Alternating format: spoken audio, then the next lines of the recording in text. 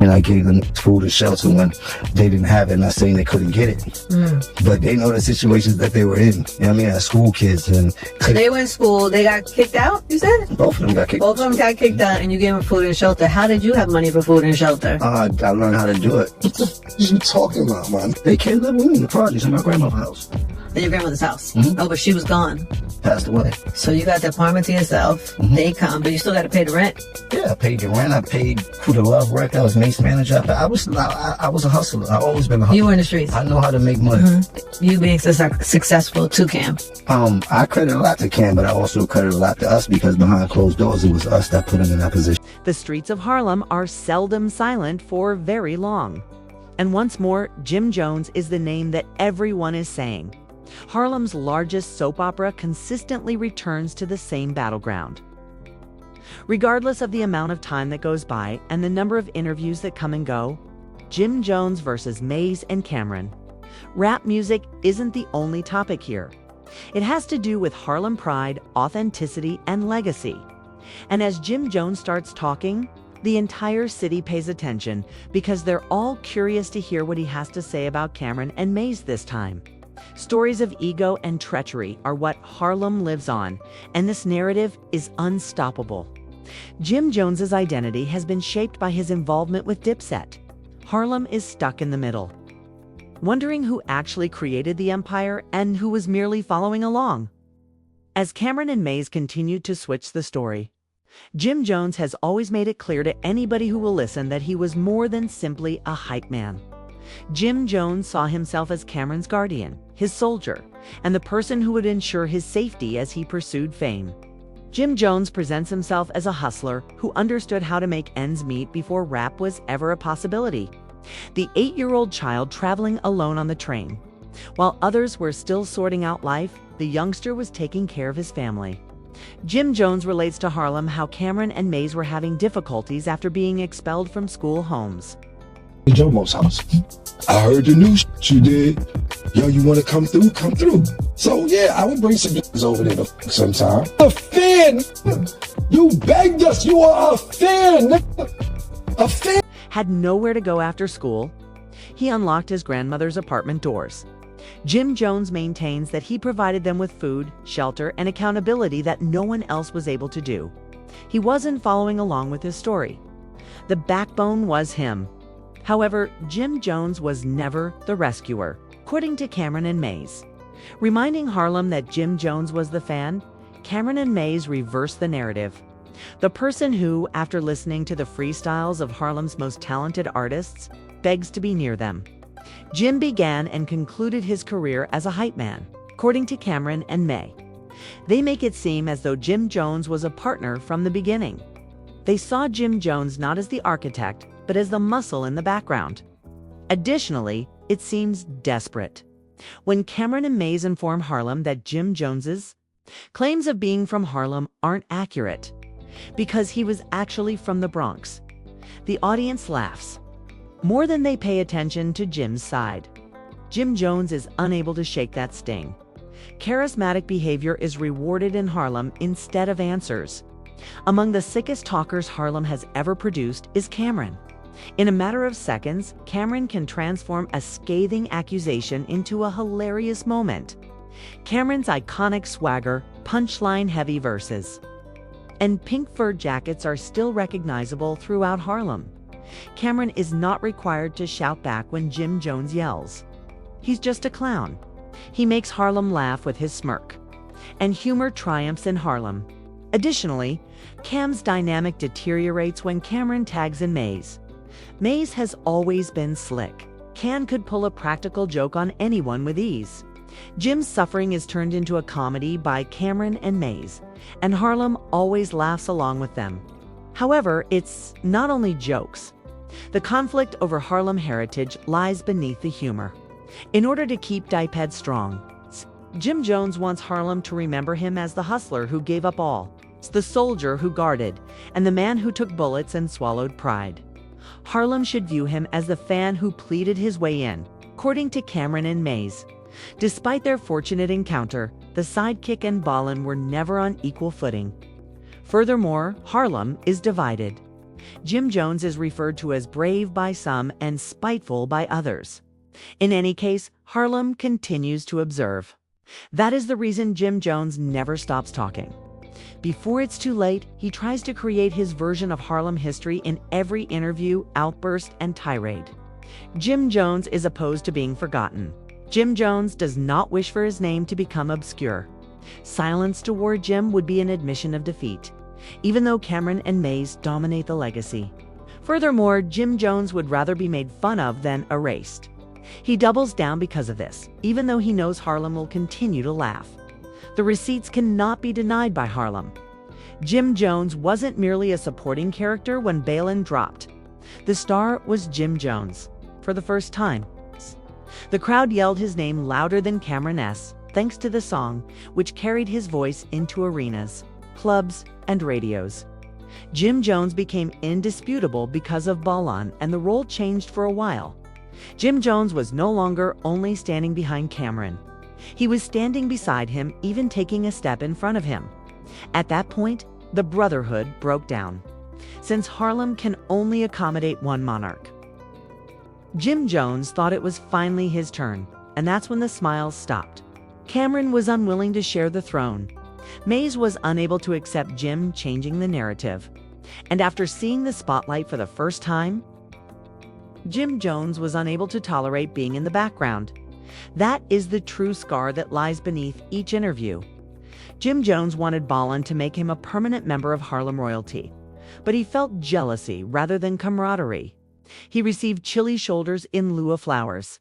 Additionally, the wound that never healed is reopened each time Camron and Mase laugh at his suffering today.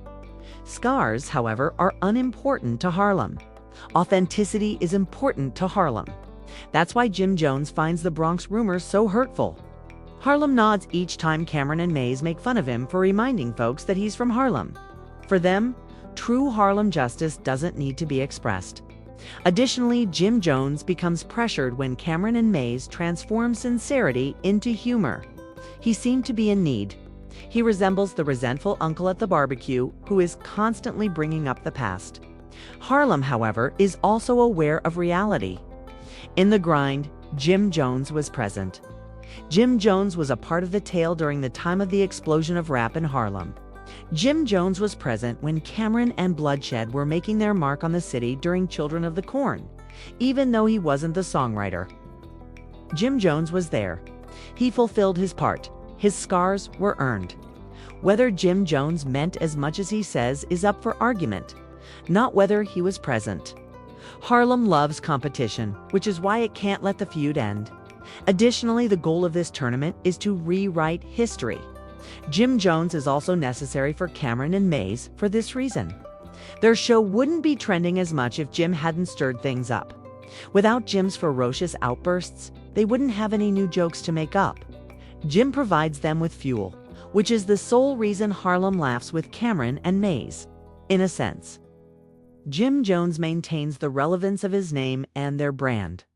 Although it's a poisonous cycle, Harlem benefits greatly from it. Without a doubt, this is a show and Harlem feeds on it. Theater has always existed in Harlem. Die Pets, Four Coat, Era, Apollo Evenings, and Corner Battles. The most recent act in a play that Harlem won't stop is the animosity between Jim Jones, Camron, and Mase. Jim Jones lets out his fury. Mase clowns with ease, and Camron cuts with flair. Due to its love of spectacle, Harlem devours everything. However, beneath the laughter lies Jim Jones's sadness. He begs Harlem to offer him flowers during every tirade.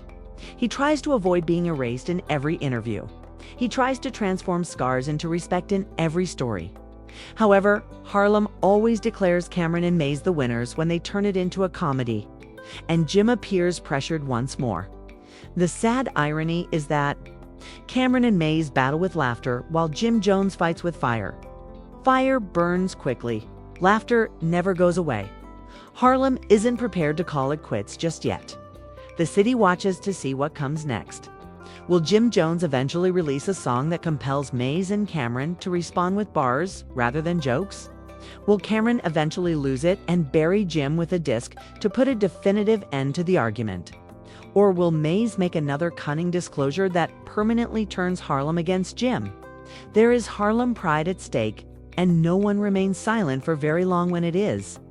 Following the final round of interviews, the commotion surrounding Jim Jones, Camron, and Mase persisted. If nothing else, it became more raucous, disorderly, and harsh. Drama is what Harlem is all about, and it never forgets. After Jim Jones began discussing his involvement with Dipset's foundation, Harlem came alive like a post-dark block party. The music wasn't a celebration this time, though. Tension was the cause.